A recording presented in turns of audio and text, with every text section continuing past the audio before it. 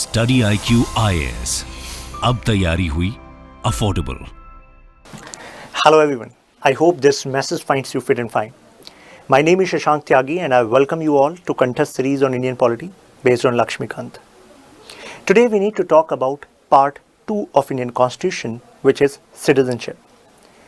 But before I start talking about the provisions mentioned in Indian Constitution from Article 5 to Article 11, I have a question for you. How many of you actually connect with the idea of citizenship? The role it is playing in our life, how it has evolved. Because the nature of examination has changed in past few years. And when it comes to Indian polity, it is not just about provisions. It is also about your understanding of the principles on which these provisions were actually added in our constitution. And your practical, understanding of these provisions give you edge when you write in mains, be it GS paper, essay, or your PSR optional, if someone from PSR optional, and it plays a role in interview as well. Since you have to get into the leadership role of the esteemed service of this country, I expect you to assimilate, think, not just understand. कई बार मन में सवाल आता होगा कि इस preparation को शुरू तो कर दिया है, मज़ा भी आ रहा है, तभी आप इस वीडियो में हैं, सीखने को तो मिल रहा है, लेकिन क्या उतना पढ़ा जा रहा है जितना इस एग्ज़ाम को क्लियर करने के लिए ज़रूरी है? क्योंकि अल्टीमेट ऑब्जेक्टिव तो क्या है? Your name in merit list. तो देखिए, कंटेंट तो सेम है, लेकिन कंटेंट को यूज़ करने की हमें स्किल डेवलप करनी है। कैसे होगी वो स्किल डेवलप?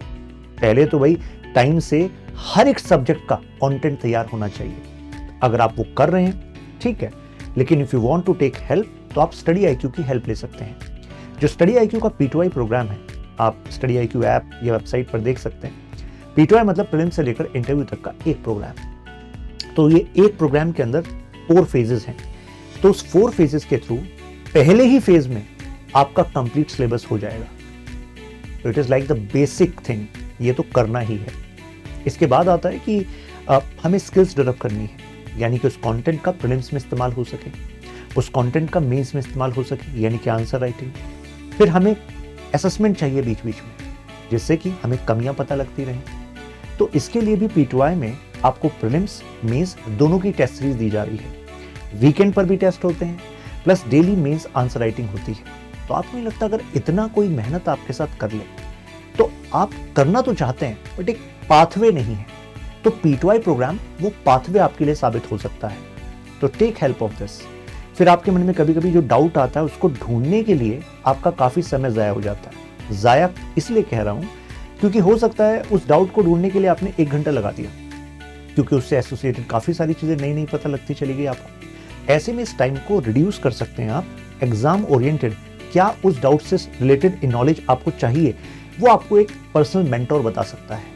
तो इस कोर्स में फैकल्टीज तो आपके साथ हैं ही, इस पूरी जर्नी में आपको पर्सनल मेंटोर दिया जा रहा है, आप उसकी हेल्प लीजिए। आप कॉल व्हाट्सएप पर कभी भी उनके साथ कनेक्ट हो सकते हैं। उनका नंबर आपको इस कोर्स में स्पेसिफिकली आपको अलॉट होगा।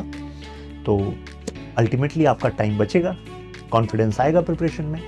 फिर जैसे आप प्रीलिम्स क्लियर कर लेते हैं, तो उसके बाद मेंस रेजिडेंशियल प्रोग्राम, ये इसका सेकंड फेज, मतलब थर्ड फेज कहिए, क्योंकि पहले फेज में फाउंडेशन है, फिर सक्सेस इन प्रीलिम्स है, फिर MRPA मेंस रेजिडेंशियल प्रोग्राम। फिर उसके लिए आप दिल्ली बुला लिया जाता है आपको। यहाँ पर आप मतलब जो fooding, lodging, everything is taken care by StudyIQ।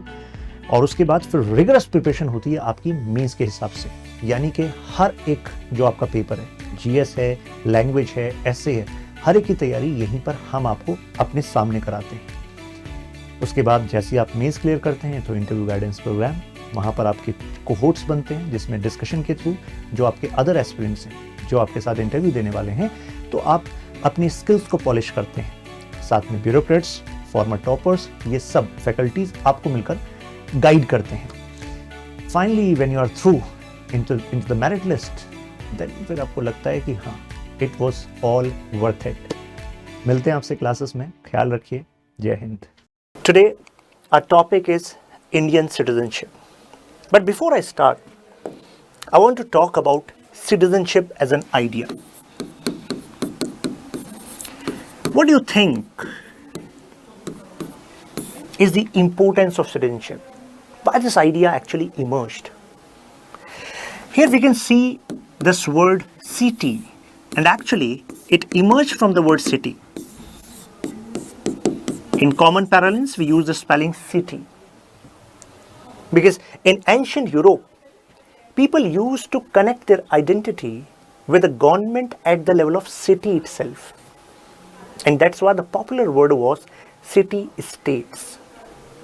Like, we are Indian. We connect our identity with the India as a nation, country.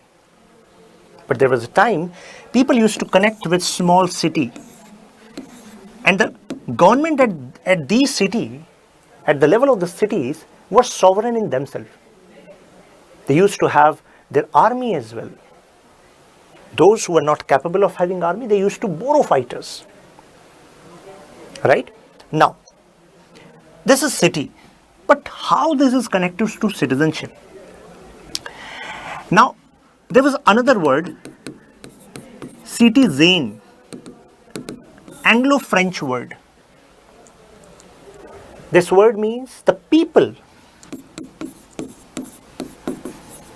living in these cities. And these people are not just living in these cities. These are legal members of the state.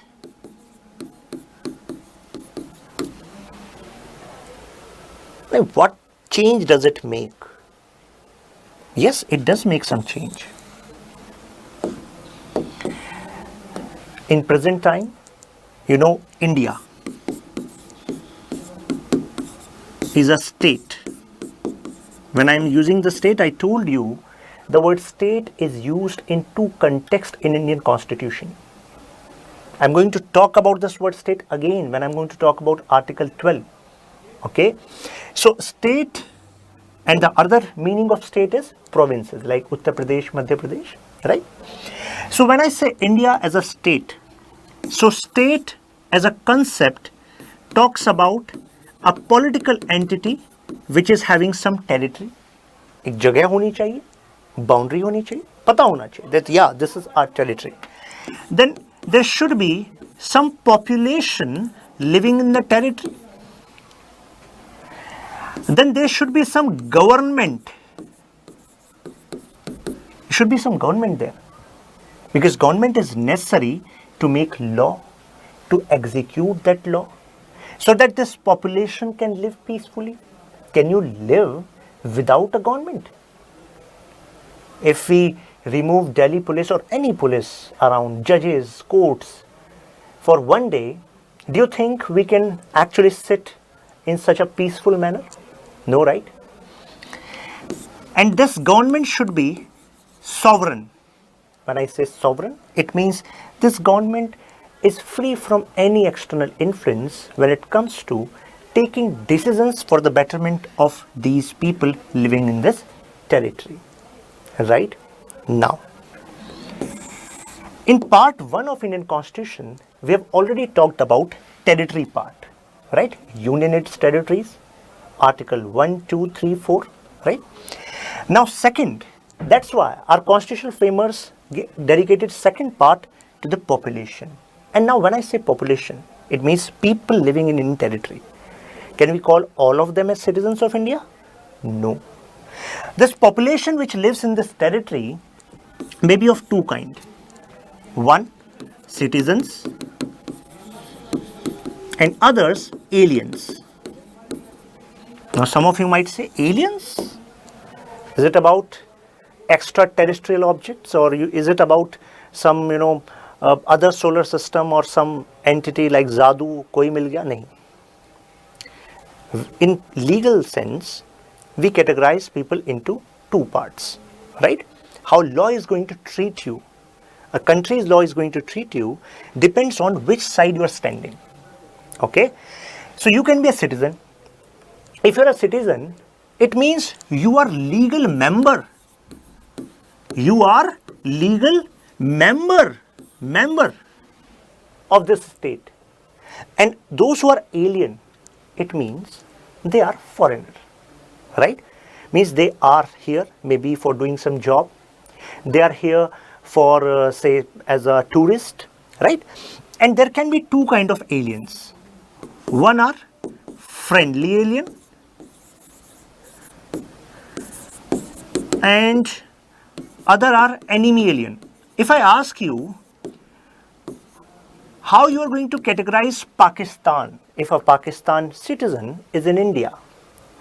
Now that person is in our territory, he is not a citizen, he is an alien. Where you are going to put? Some of you might say, sir, enemy alien. It's quite obvious. But that's not true. Legally, that person would be categorized as friendly alien. Why? Because you can categorize someone as enemy alien only when we are on war with that particular state, with that particular nation. Okay? Now, this thing is clear to you. Now the point is, what is the benefit? Why we need to say that citizen is a legal member? So my friends, citizenship as an idea actually establish your relationship with state. Now some of you might say we don't need these relationship. Why? आप कहेंगे कि भाई हम तो जो काम करते हैं फायदे के लिए करते हैं. फायदा बताइए इस रिलेशनशिप का फायदा क्या है? We remain in relationship till that relationship serves us, otherwise we do the breakup. Right? Some of you might be thinking like this. So my friends, yes, you have some benefits here. Take example. You have your home. Your home has a territory. This territory has some population or not? Yes, you will say, yeah, sir, this territory has population. Our family. Now, this family is governed by some government. Take example that your parents, right? They are deciding how this house is going to be done. So, their government. Okay. Now, do they have sovereignty? Yes, they have sovereignty. They are not going to accept intervention of neighbors in the affairs of their home, right?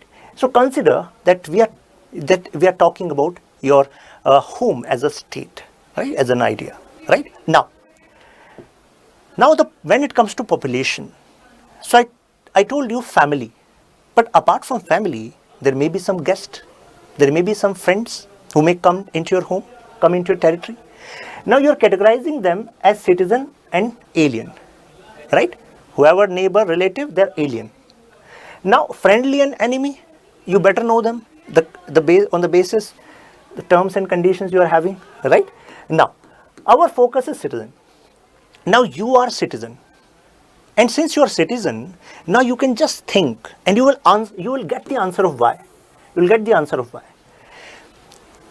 Do you think your parents have similar concern, and your parents are ready to fulfill same kind of responsibilities for your neighbor's kids? Or for your relatives' kids, the way they love, the way they treat, the way they fulfill the responsibilities towards you? For example, say health. For example, is the food. For example, other financial aspects or your emotional aspects, right?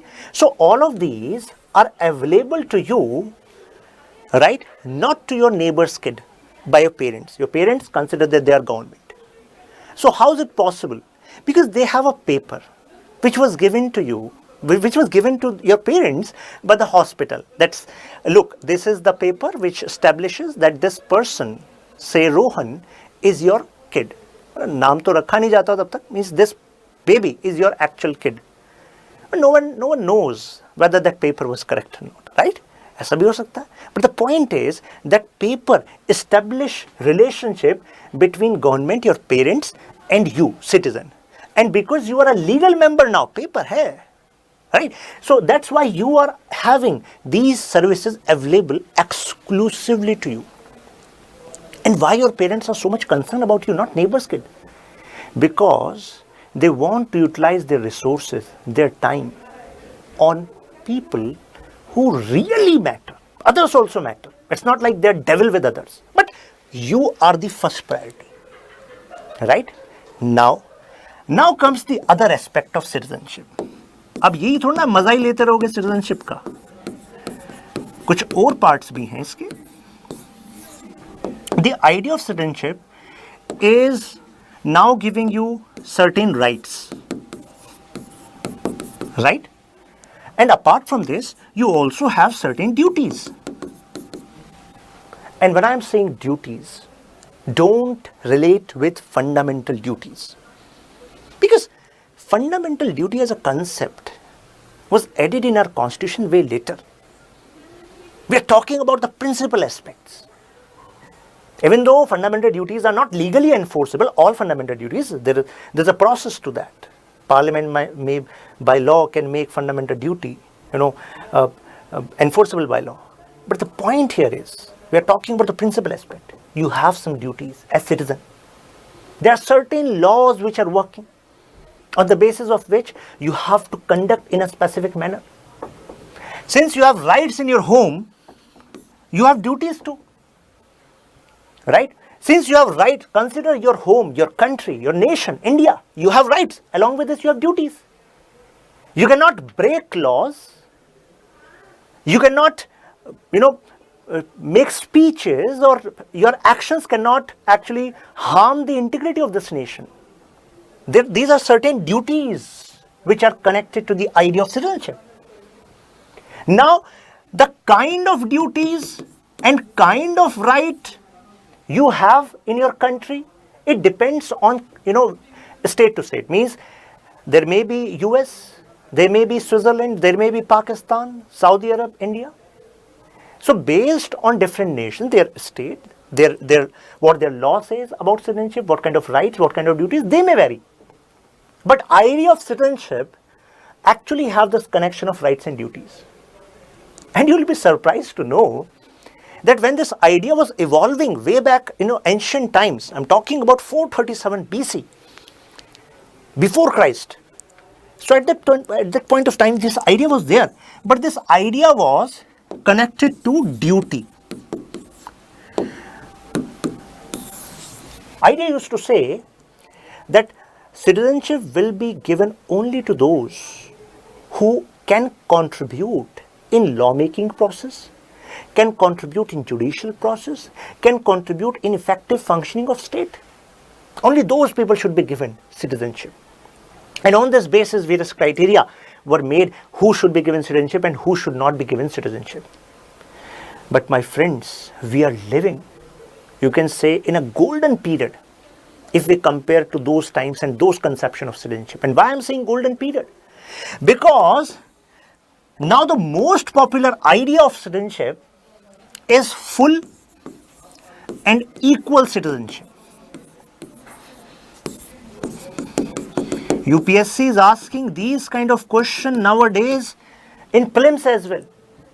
Mains to hai, essay hai, interview hai, prelims as well. And then actually students actually start shuffling the pages of Lakshmikant. Oh, where are these points?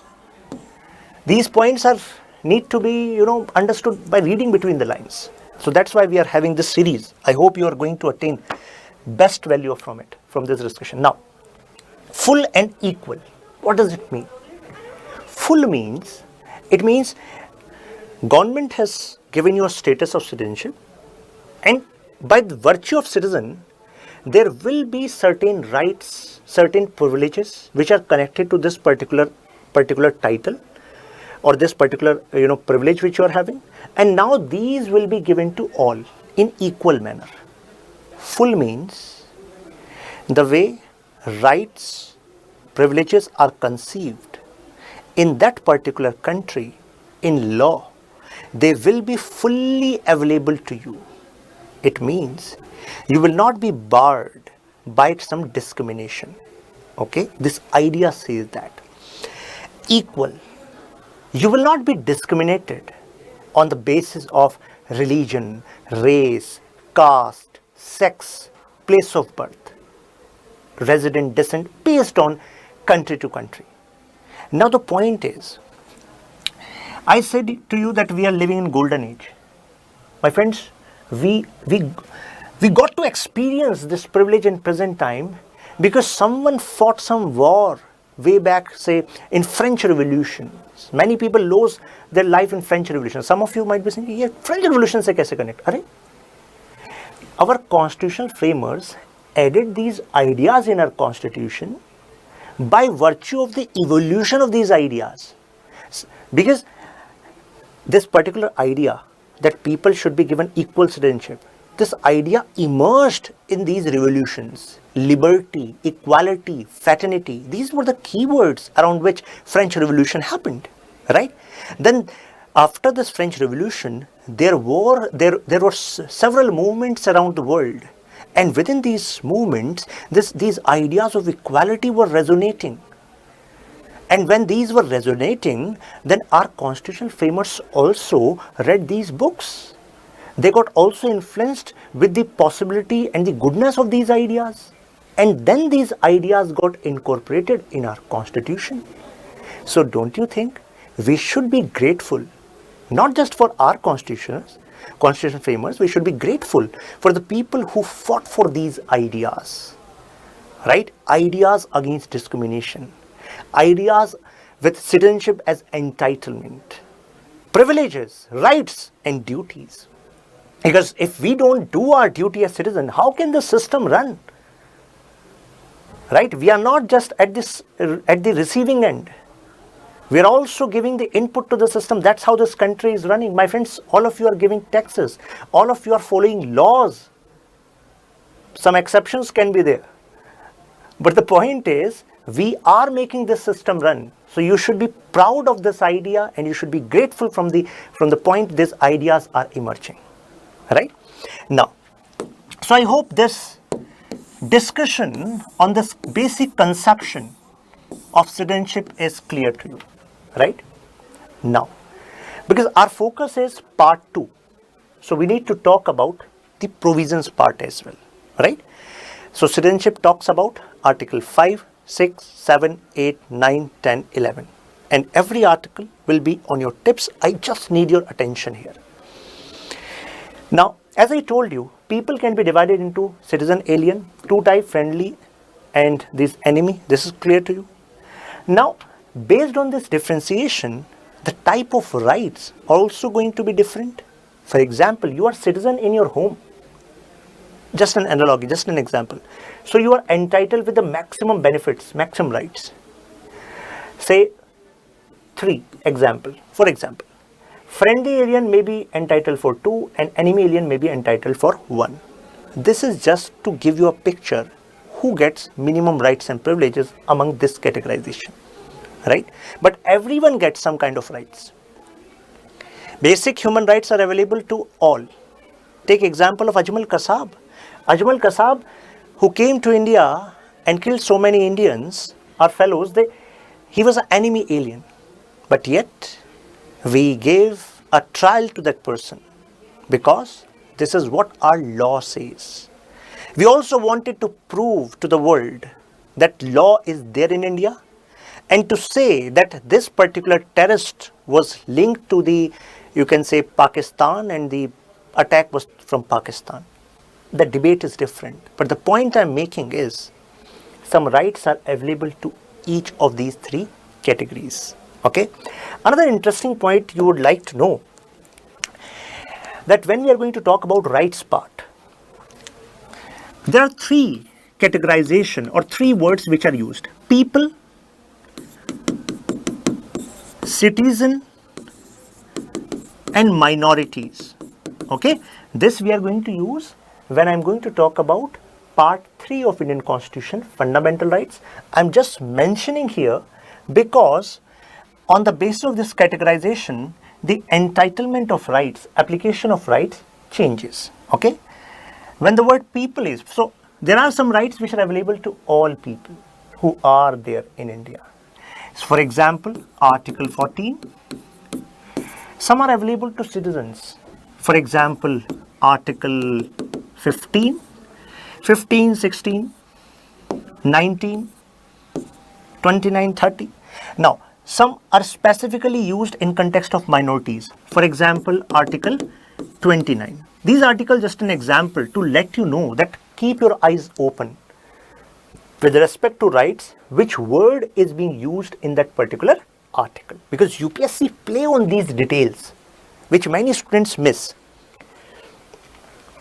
So when it comes to citizens, if you're a citizen of India, you are specifically entitled to these rights. Article 15, Article 16, 19, 29, 30. In our upcoming video, we need to talk about these fundamental rights in detail. Absorb कर लेंगे इनको, right? But the point is, these are specifically available to citizens of India. Now, constitutional provisions. Let's talk about Article 5.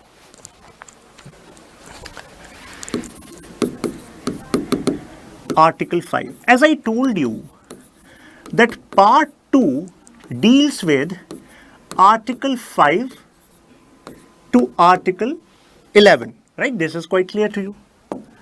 Article 11. ठीक है, ऐसे ध्यान रखिएगा. Now we need to talk about Article 5. Please remember, this word commencement of constitution will be used by me again and again. Commencement of Indian Constitution. It means I'm talking about 26 January 1950. Commencement of Constitution, 26 January 1950. Now there's a beautiful twist in this part 2. That this Article 5 to Article 10, they all talk about citizenship related to those people who were present at the commencement of Indian Constitution. It means now India was being declared as republic, sovereign, right? At that point of time, who will be considered citizen of India? There was a huge debate in our Constituent Assembly. And why so much debate? Because partition was on agenda, and after partition they were very much clear. So many people who were legally residing in British India now are going to move to, say Pakistan area. Someone belonging to that area is going to move into this area. So much legal work has to be done. Some people will be devoid of citizenship.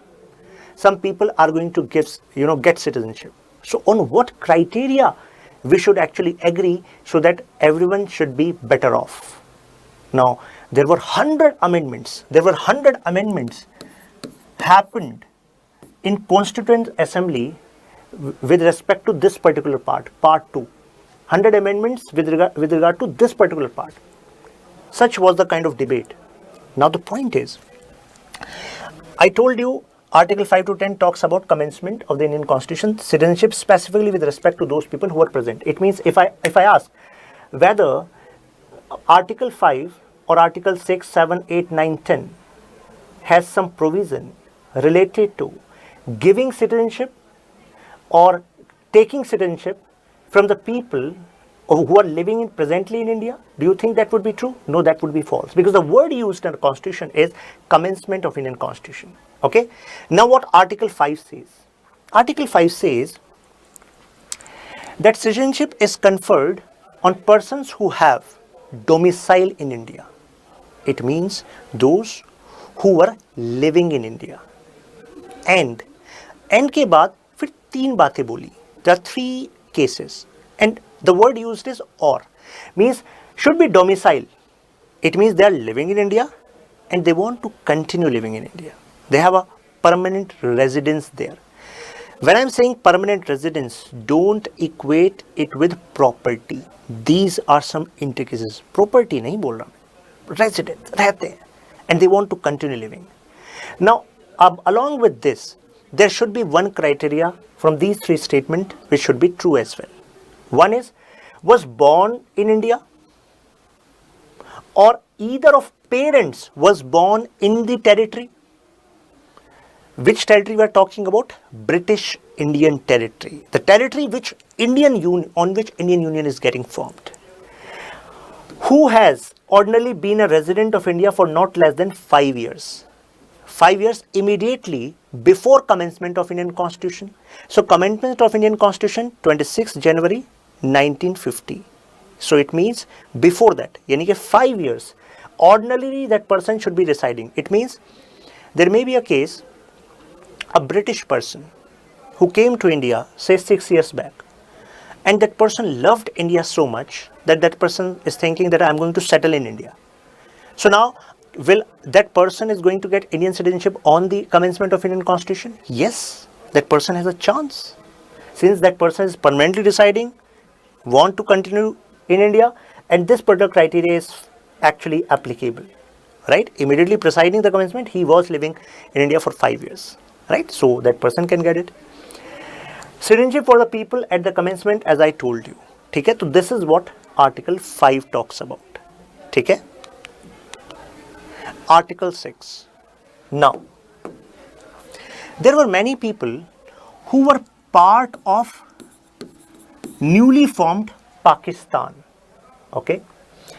And these people wanted to move in Indian territory. So if they are moving into Indian territory, then they were also allowed to have Indian citizenship by virtue of Article 6. Right? So citizenship of certain persons who have migrated from Pakistan, right? Migrated from Pakistan, he or either of his parents or any of his grandparents. In this case, grandparents word is also used. In Article 5, we are specifically talking about parent word. Grandparents was born in India, as given the Government of India Act 1935, also fulfilling one of these two conditions. And what are those two conditions? How many of you have seen that movie Gadar? Have you seen that movie Gadar, when the Sunny Deol was struggling to enter into Pakistan and they were saying that you don't have that permit? So Tara was saying कि एक permit मुझे रोक लेगा.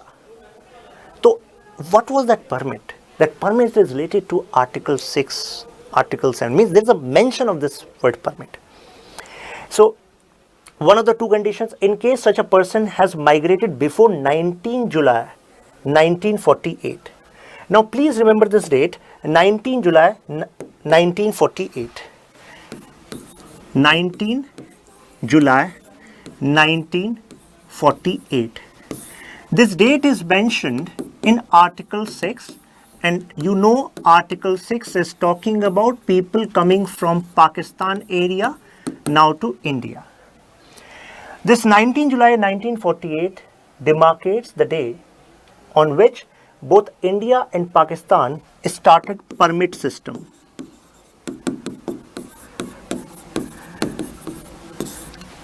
What does it mean? If you are entering into India before 19 July 1948, you can enter, because permit system started on 19 July 1948. So you can enter simply and you can start living there, right? And you can actually present all the paperwork. You should engage in the paperwork which is going to happen in the near future. Ordinary resident in India since his migration. जैसे ही migrate किया और आप रहने लग गए. But if you are entering into India after 19 July 1948, अब वहाँ से तो permit system start हो गया. तो वहाँ तो तारा को भी problem हो गई थी गदर मूवी में. तो now now what the condition is, he has to register as a citizen by an Indian officer appointed on behalf of government of the Dominion of India. We are using the Dominion of India because we are talking about 1948, right? India got republic, sovereign in 1950, right? So now, it means now you need to have that paper. You need to register yourself as under permit system. Now you have migrated from Pakistan territory to Indian territory and you want to reside here permanently, okay? Now, one condition should be kept in mind, that before these people could apply for the citizenship under Article 6, they should live there, means in Indian territory, at least for 6 months. At least for 6 months, immediately preceding the date of the application. पहले रह लो, देख लो, मन लग रहा है, सब कुछ ठीक है, everything is fine. Now you should actually apply for Indian citizenship, register for Indian citizenship as per Article 6, right? And we are talking about 1948. Talking about Article 7. Article 7 talks about another case. Some people who were living in Indian territory, right?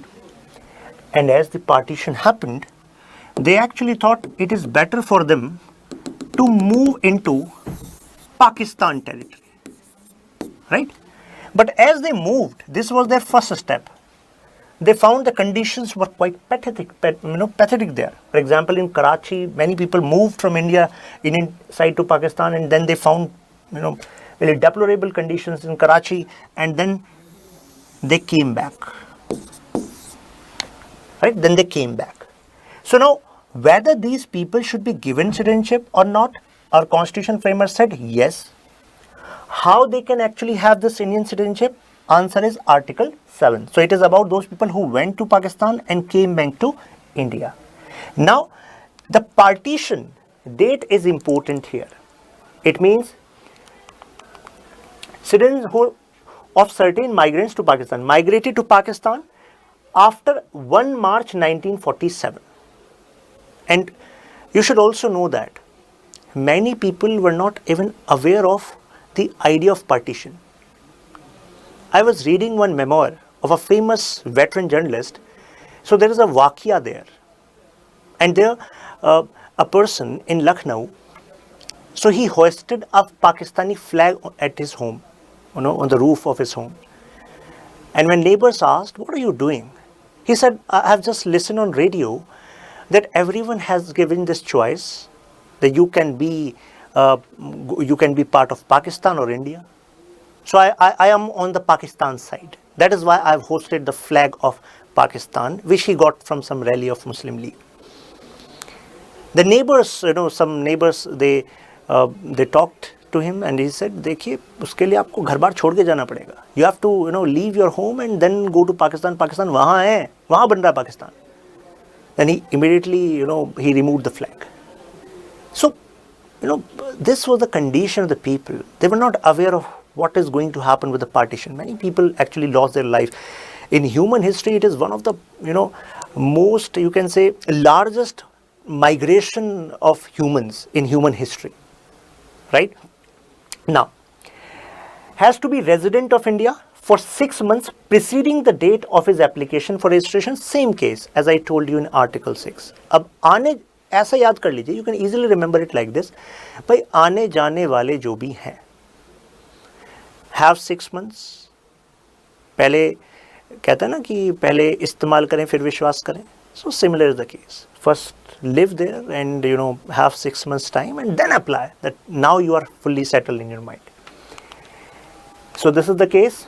Now comes the point of Article 8. Now, you can easily remember Article 8 by thinking of PIO, person of Indian origin. इनका क्या होगा? What is going to happen with them? Consider some person, say Mr. Rajesh. So Rajesh went to London for pursuing, say, law, and he thought, let's start my legal practice in London itself, because India is not free and we have better facilities here. But as he got the news that India is getting independent, so now he was not present in India, and his parents also moved to London. None of his relative was actually in India. So he completely moved and started his life in London. But now he is having this feeling of nationality. Now he wants to take citizenship of India. Now what to do with him? So he moved to London, say 30 years before the commencement of Indian Constitution. 30-40 साल हो गए. अब क्या करें? So now these people were also given choice using Article 8 that they can visit diplomatic office of India present in their vicinity, for example in London, and they can get themselves registered there as Indian citizen. So they had the chance. So any person who either of whose parents or any of his grandparents, the word grandparents, right, was born in undivided India and who is ordinarily residing in any country outside, for example Rajesh residing in London, shall be deemed to be a citizen of India if, the word is if, he has been registered as a citizen of India by diplomatic consular. For example, we have our consulates as well as embassies in other nations. These are India's foreign office there, so that we can facilitate the transfer of, facilitate the services which are required by other people who want to come to India and Indians who want to go there, right? Representatives of India in the country where he or she is for time being residing, right? So this Article 8 is applicable on PIO. Please remember these keywords. Remembering these keywords in specific cases make it quite easy for you to understand these provisions. Now, Article 9. You can remember Article 9 by this analogy, 9 wine. Someone must be intoxicated if that person is thinking of giving up Indian citizenship. So Article 9 is connected to the people who were getting citizenship at the commencement of Indian Constitution. But Article 9 says that if someone is having citizenship of another country and now he wants to take Indian citizenship as well, then Article 9 says that no, you cannot have Indian citizenship simultaneously. Person voluntarily acquiring citizenship of a foreign state not to be citizens of India. Okay? No person shall be a citizen of India by virtue of Article 5 or to be deemed to be a citizen of India by virtue of Article 6, 8 if he has voluntarily acquired citizenship of any foreign state. Right? वहाँ के हो तो वहाँ के रहो. Right? In case of India, you cannot have two citizenships simultaneously. Although there are countries in the world who allow this, but Indian Constitution does not allow this. Okay? Now coming to Article 10. Article 10 says, सुनिए जो भी लोग citizenship ले चुके हैं. So Article 10 is actually saying that those who have got citizenship by using Article 5, 6, 7, 8, you should consider that your citizenship is also bound by law. Means the conditionalities of your citizenship can be changed by Parliament. So real power of regulating your citizenship is with Parliament. So Constitution has given you citizenship, giving you ways to get citizenship. But in future, your citizenship will be regulated by Parliament. This is what Article 10 is saying. So continuance of the rights of citizenship, every person who is deemed to be a citizen of India under the foregoing provisions, means earlier provisions, or the part subject to the provisions of any law that may be made by Parliament. It means regulating power will be with Parliament. Okay, so this was necessary because as the time with the changing time, say just after 1 year or 2 years after the commencement of Indian Constitution, if our Parliament wants to put some conditionalities on the citizenship criteria on those people who have already got citizenship, this can be done. Okay, by Parliament. Now talking about Article 11. Article 11 you should be interested in because Article 11 talked about the future of citizenship.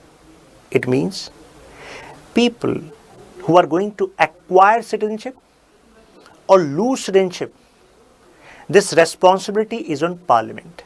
The way means the law will be made by Parliament for acquisition and you can say losing of citizenship.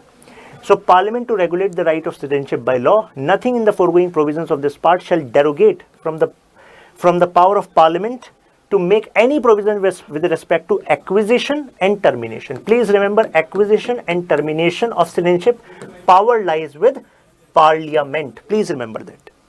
Okay. Now Parliament used this power which is given in Article 11 and that's how Citizenship Act 1955 was made. Now Citizenship Act 1955 talked about 5 ways of acquiring citizenship and 3 ways of terminating citizenship. All of these are available in this PDF, this PPT, which will be available to you in the Telegram Shashank Tyagi for you. Okay, no need to worry. Now 5 ways of acquiring citizenship. You can easily remember it like this: BRAND, brand. Brand तो याद रख सकते हो. So these are the 5 ways of acquiring citizenship. B means birth, R means registration. A means acquisition. If some territory is acquired by India, then those people who are part of this acquired territory will be having Indian citizenship as we acquired Goa. Then this naturalization, and then this is descent. I'm going to explain each and everything. This is RTD, renunciation, termination, and deprivation. Explaining you each and everything. Now, coming to the birth part. So these are the 5 ways. Okay, coming to the birth part. Now, some people ask this question, these puzzle kind of questions, sir. If some pregnant lady is in the plane, and that plane has entered into Indian territory, and now this baby got delivered in the plane, but this plane is in Indian territory. Now, sir, this baby will be having Indian citizenship or not? My first question is, you should read what birth criteria says. Whatever this point says is going to be applicable there. Let's understand what is going to happen with the baby, this future of this baby. Citizenship by birth is granted if one is born in India between 1952, Jan 1952, June 1987. Dates are not important. What is important is, till 1987, if someone is born in Indian territory, by virtue of this person can be entitled for Indian citizenship by birth.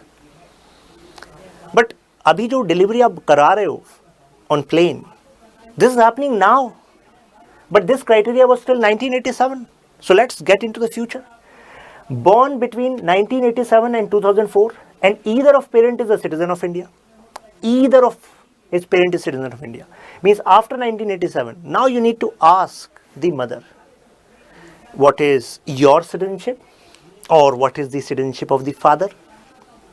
On this basis, you can give the news, right? Whether baby will be a citizen of India or not.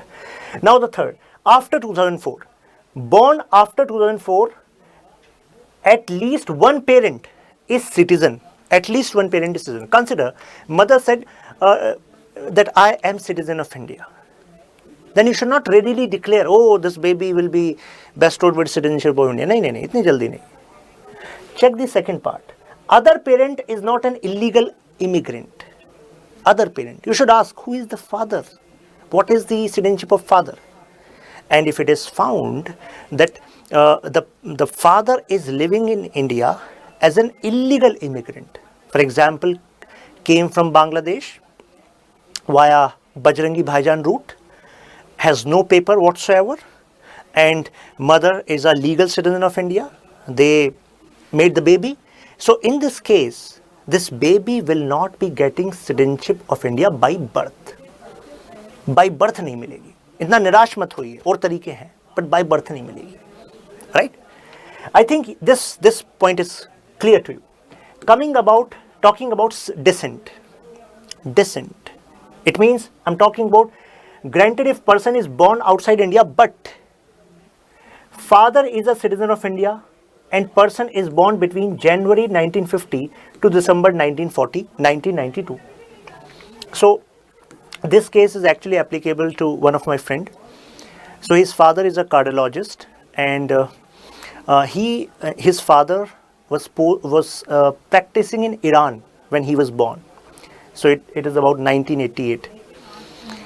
So at that point of time, he was born there, and then his parents shifted to India and they settled in India.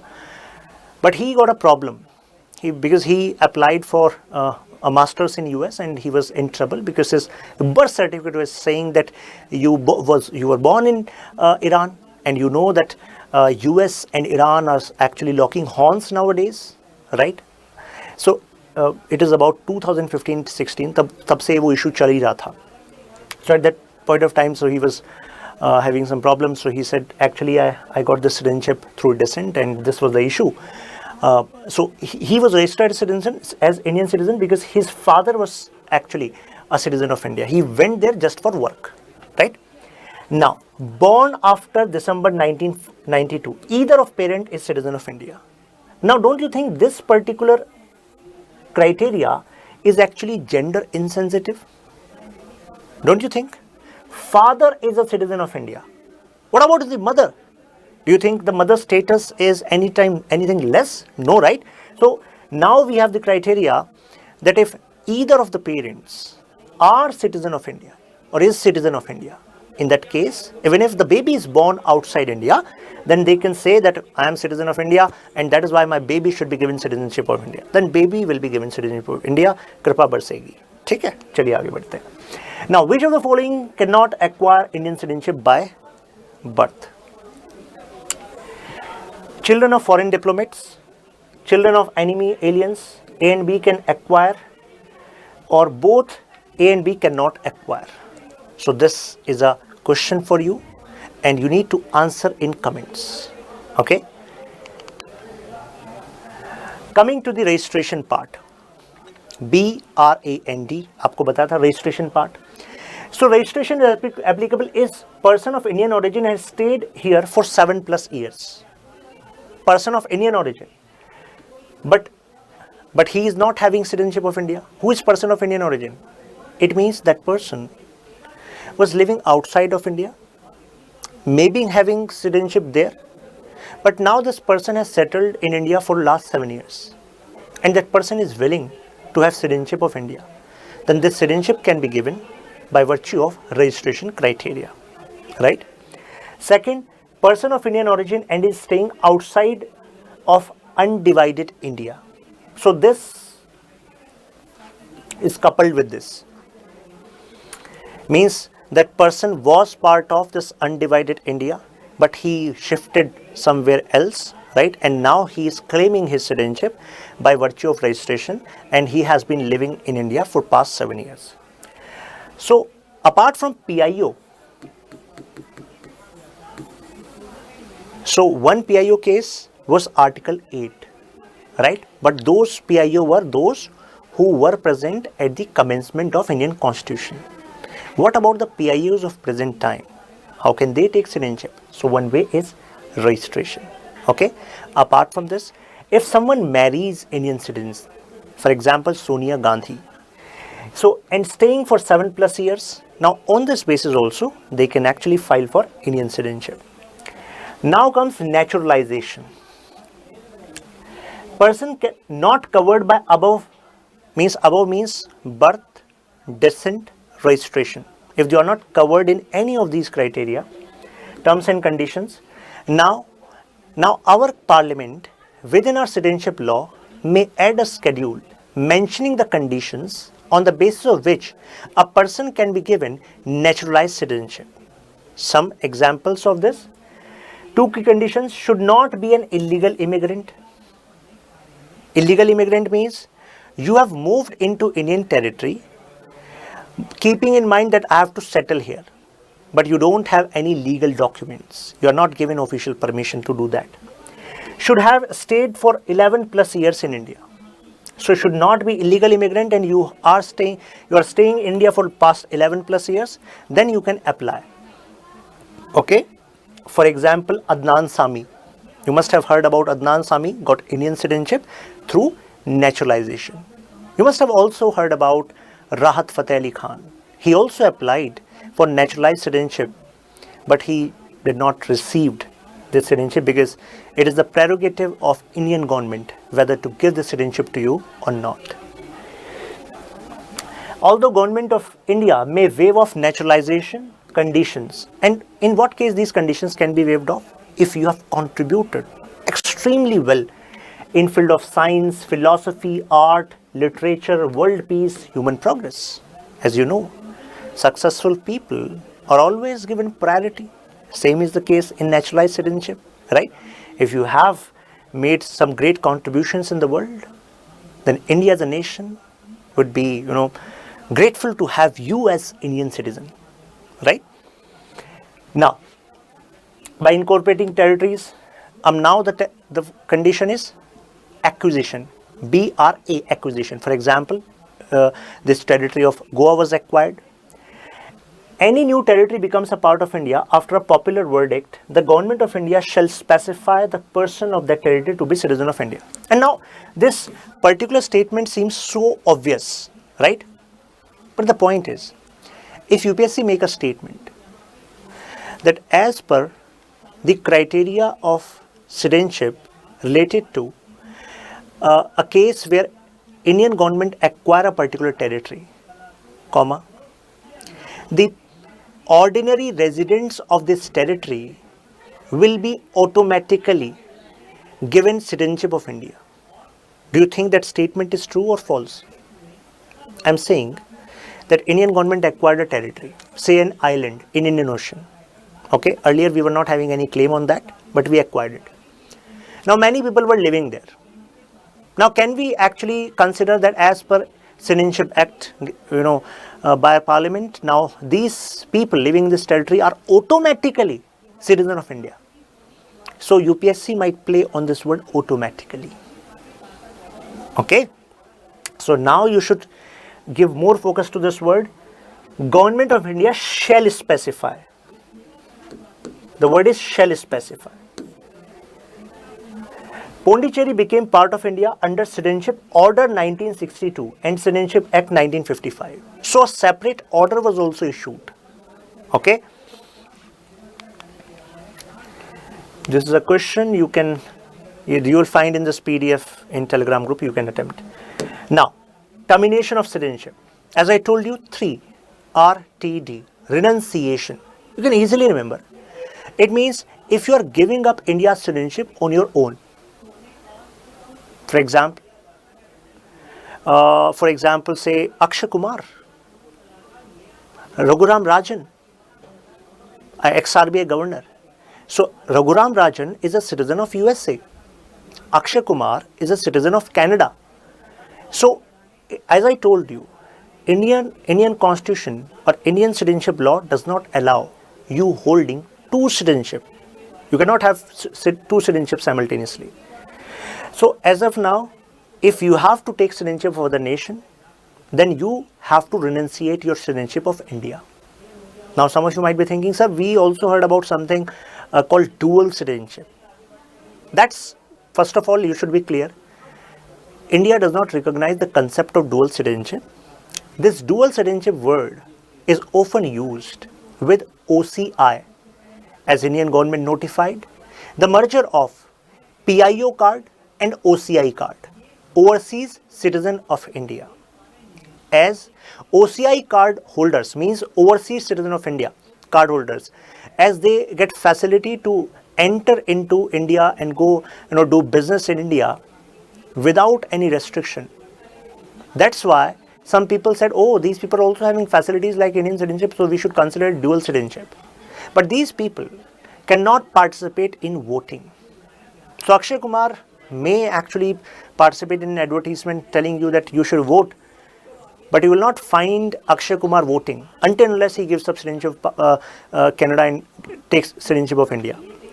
Right? Apart from this, they cannot hold positions like president, prime minister, these constitutional positions. Okay? There are all other restrictions as well. For example, they can have commercial property, residential property, but they cannot have agriculture property. Right? Now, so renunciation is giving up Indian citizenship on your own. ठीक है, तो ये एक तरीका आपको दिया हुआ है. This process given. Next is termination. Termination means you have applied for citizenship in some other territory, and that territory allows to have you 2 citizenships. So now that particular embassy or that government is going to ask Indian embassy, sir, this person says that he is an Indian citizen and he has applied for citizenship in our country. So can you please verify from a record that this person is actually a citizen of India? Then as our embassy is going to get that, our embassy in that particular nation will actually send your details to India, and they will ask, sir, this person is willing to take citizenship there and they are okay with giving this citizenship, so let's terminate his citizenship there. So your citizenship here will be terminated. Now deprivation अगर आपने कर्म ऐसे किए हो, right, तो इस basis पे the word deprive is used. For example, in past you have acquired Indian citizenship by some fraudulent means, or during the war you actually conspire against India and you side with enemy. So in this case, your citizenship will be taken, right? You will be deprived of Indian citizenship. I hope some of you also heard about this deprivation of Indian citizenship when there was case going on against some students of JNU, and some people were saying, since some slogans were raised, and that's why this person's Indian citizenship should be taken. And some people visualize, if someone's Indian citizenship is taken, it means that person is thrown out of country. Nahi, aisa nahi hai. Citizenship is a legal status that can be taken. You may be deprived, but ऐसा जाने कैसे देंगे? If law says you have committed this crime, and as per this crime you should have this much punishment, the punishment need to be given, right? Right? So those facilities, the privileges, rights, they may be taken away, right? I hope now you are clear about this. India has single citizenship. When I say single citizenship, it also means that you don't need a separate citizenship for your state. You have one citizenship for India, that's it, right?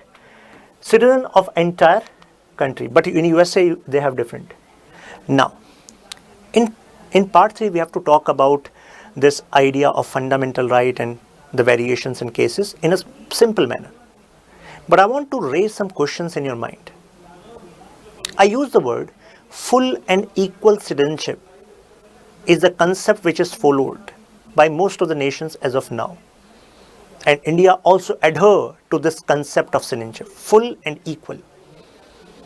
Does it mean that there will be no discrimination on the basis of religion, race, caste, sex, place of birth by government just because you are a citizen of India?